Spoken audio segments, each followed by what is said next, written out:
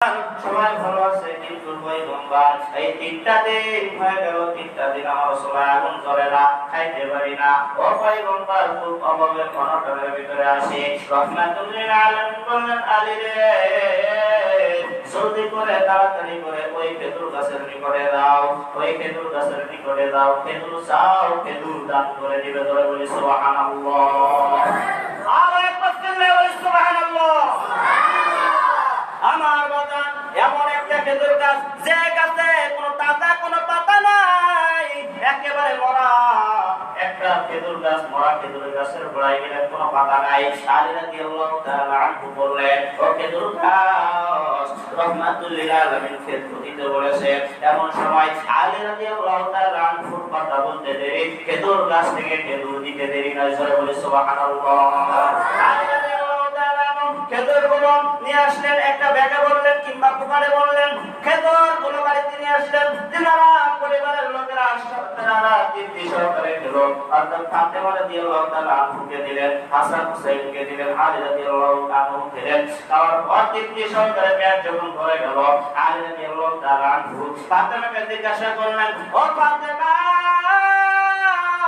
আজকের বলো, তোমার তো জীবনে একটা ভালো সুন্দর কাপড় দিতে পারি নাই, ভালো ভালো খানা দিতে পারি নাই। ফাতেমা, আজকে তুমি আমার কাছে একটা আবদার করো, একটা জিনিস চাও, যে আবদারটা করবা আমি আলী রাদিয়াল্লাহু তাআলা আনহু পুরা করে দেব। বলে সুবহানাল্লাহ।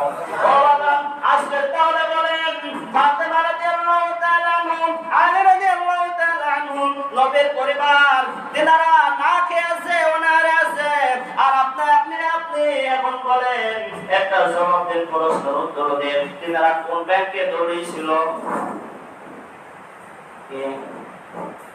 কোন জায়গায় লোন নিতে দৌড়িয়েছিল, সুদের টাকা তোলার জন্য কোন জায়গায় গিয়েছিল? আমরা যেরকম আশা গ্রামীণ ব্যাংক, এসএস, আরো কৃষি, আরো ইসলামিক ব্যাংক, কি ব্যাংক? Islamic bank. আমার একটা হুজুর বলেছে, ইসলামিক ব্যাংক, ব্যাংক তো সব সুদ, ইসলামিক ব্যাংক মানে কি? সুদ আবার ইসলাম গ্রহণ করেছে। নাউজুবিল্লাহ। সুদ আবার কি করেছে? ইসলাম গ্রহণ করেছে। নবীর পরিবার চাইলে আরেকজনের কাছে হাত পাততে পারতো না, কথা বলে আরেক দ্বারা দিতে পারতো না, সুদের টাকা নিতে পারতো না, কিন্তু কোথায় গেছিল? অবাদান খুব মনোযোগ দিন। এবার ফাতেমা রাদিয়াল্লাহু তাআলা আনহা বললেন, আলী রে, না না, আমার কোনো কিছুর প্রয়োজন নাই, কিছুর দরকার নাই। আলী রাদিয়াল্লাহু তাআলা আনহু বললেন, ফাতেমা, একটা জিনিস যদি চাও, একটা আবদার যদি করো, আজ পর্যন্ত কোনোদিন পুরা করতে পারি নাই, আজকে যদি বলো তাহলে পুরা করে দেব। একটু জোরে আওয়াজ করে বলি সুবহানাল্লাহ। ফাতেমা রাদিয়াল্লাহু তাআলা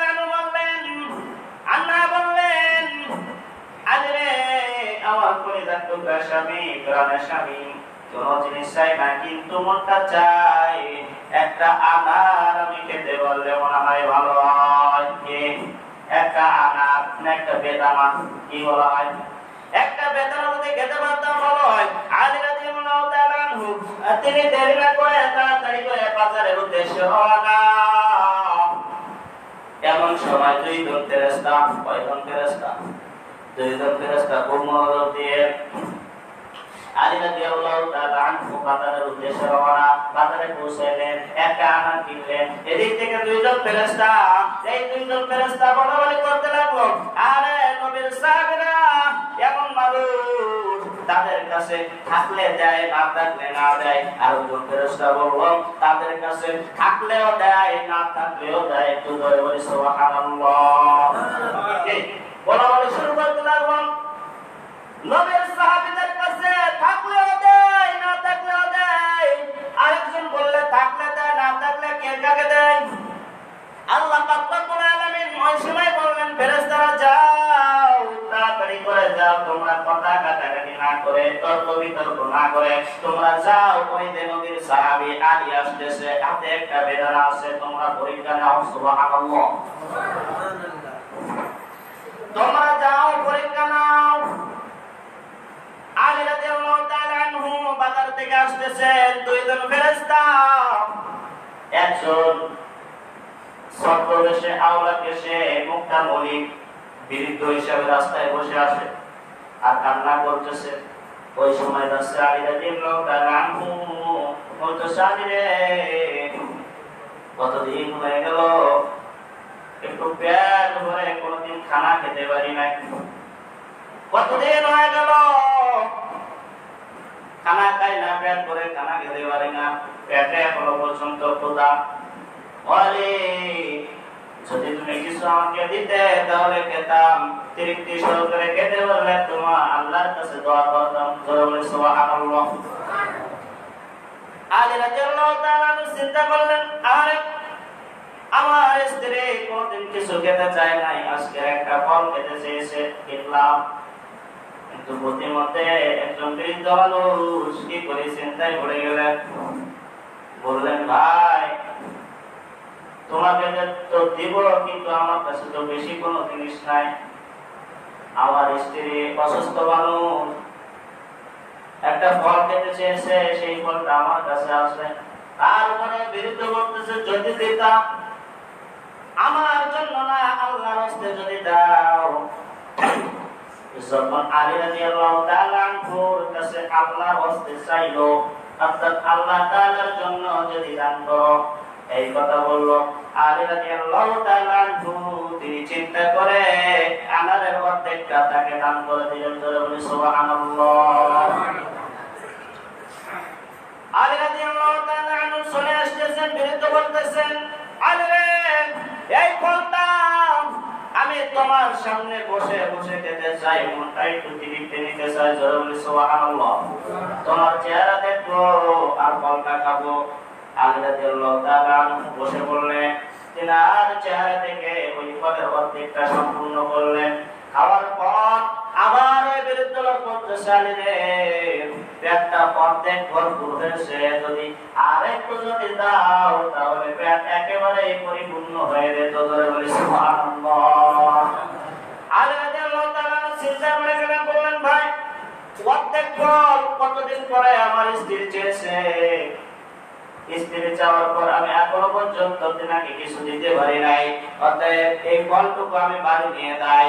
ওই বৃদ্ধ বলতেছে, আলী আল্লাহর হস্তে যদি দাও তাহলে আমি আল্লাহর কাছে দোয়া করতাম। জোরে বলি সুবহানাল্লাহ। এই অর্ধেক ফল আলী রাদিয়াল্লাহু তাআলা আনহু বললেন, অতএব তুমি আল্লাহর হস্তে চেয়েছো, আল্লাহর জন্য চেয়েছো, আল্লাহর দোহাই দিয়েছো, সব থেকে দুনিয়ার সব থেকে আমার আল্লাহ বড়, অতএব আল্লাহর জন্য আমার জীবন পর্যন্ত দিয়ে দিতে পারি। ধরে বলি সুবহানাল্লাহ।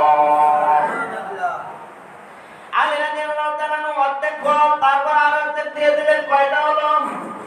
একটা ফল দিয়ে দিলেন। বেদনা বেদুর মনটা নিয়ে তিনি বাড়ির উদ্দেশ্যে রওনা, এবং আসতেছেন, আস্তে আস্তে চিন্তা করতেছেন, আহারে আহারে, আমার স্ত্রী যদি বলে কতদিন তোমার কাছে কিছু চাই না, আজকে চাইলাম একটা ফল, তারপরও সামান্য একটা ফল তুমি আনতে পারলে না, তাহলে তো মুখ আর থাকবে, কথা হয় না। বাজারে যখন যাই, ব্যাগের ভিতরে আগে দেখে কি দেখে না, কথা লবণ না হলে খালি লবণ না হলে খবর আছে, ঠিক কিনা? ও বাজার, আলী রাদিয়াল্লাহু তাআলা ভিতরে সন্তুষ্ট হয়ে তিনি বাড়ির ভিতরে প্রবেশ করলেন আর বলতেছেন, কোন রকম ভাবে যদি আজকের দিনটা, আজকের রাতটা কাটাতে পারি, তাহলে আল্লাহ গো আগামীকাল সকালে হয়তো একটা ব্যবস্থা করতে পারবো। এই ভয় নিয়ে ফাতেমাকে তাড়াতাড়ি করে বাসায় গিয়ে ফাতেমাকে বললেন, ফাতেমা শুয়ে পড়ো। তিনি এমন ভান করতেছেন যেন ফাতেমা রাদিয়াল্লাহু তাআলা আনহা এই ডালিমের কথা, ডালিমের চিন্তা যেন মাথায় না আসে। আল্লাহু আকবার। ফাতেমা রাদিয়াল্লাহু তাআলা আনহা কিছু বললেন না, তিনারা শুয়ে পড়লেন। শুয়ে পড়ার পর আলী রাদিয়াল্লাহু তাআলা আনহার মাথায় বড় চিন্তা, আল্লাহ করতেছেন, আল্লাহ আগামীকাল সকাল যদি হয়, সকালে একটা ব্যবস্থা করবো, একটা ডালিমের ব্যবস্থা করবো। এই কথা ভাবতে ভাবতে রাত গভীর হয়ে গেল। গভীর হওয়ার পর ওই রাতে দরজায় এসে কল আসতেছে, দরজায় ঠকঠক করে আওয়াজ দেয়।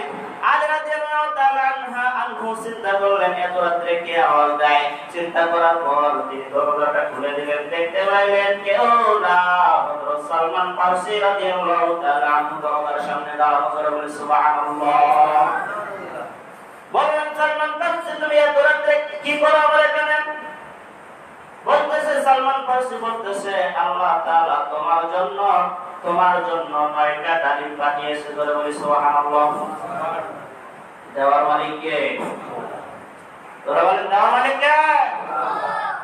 মা জাআ বিল হাসানাতি ফালাহু আশরু আমসালিহা।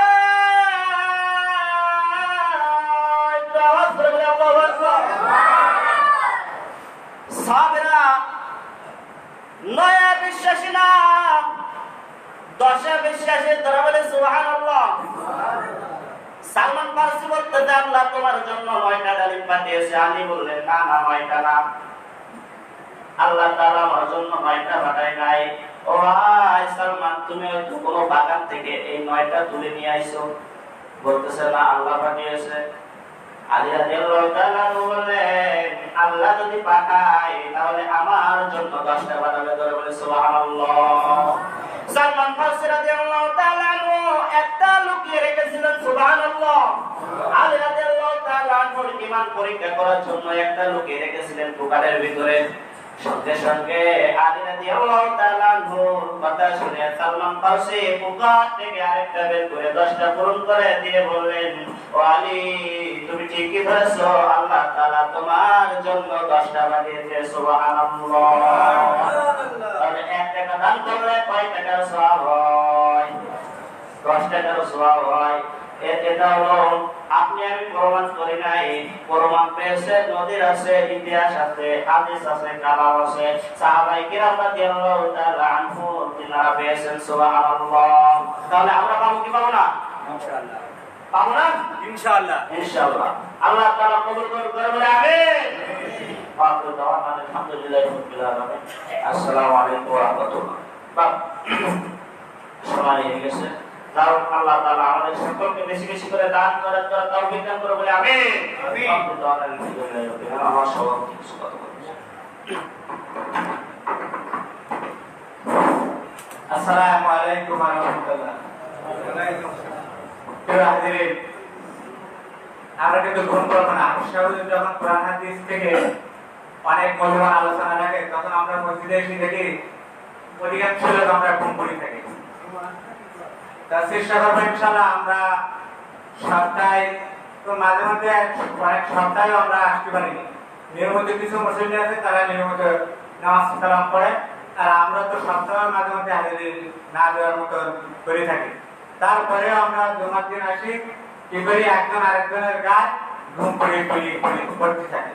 প্রিয় হাজিরিন, আমি বেশি সময় নেব না, একটা বেশ হয়ে গেছে। আমি আপনাদেরকে একটা জিনিস স্মরণ করে দিতে চাই। আপনারা জানেন সাপোজ আমাদের এলাকায় এখন ধান চাষ তেমন নাই, তারপরে ধান চাষ যা আছে এই কাশিতে গা ইত্যাদি ইত্যাদি যখন মরিচা ধরে, যখন ফসল কাটার সময় হয় তখন কিন্তু আবার ওইগুলো কর্মকার বাড়ি নিয়ে যায়, দিয়ে আবার পুনরায় ওই ধানগুলো ওই মানে যে জং যে মরিচা যে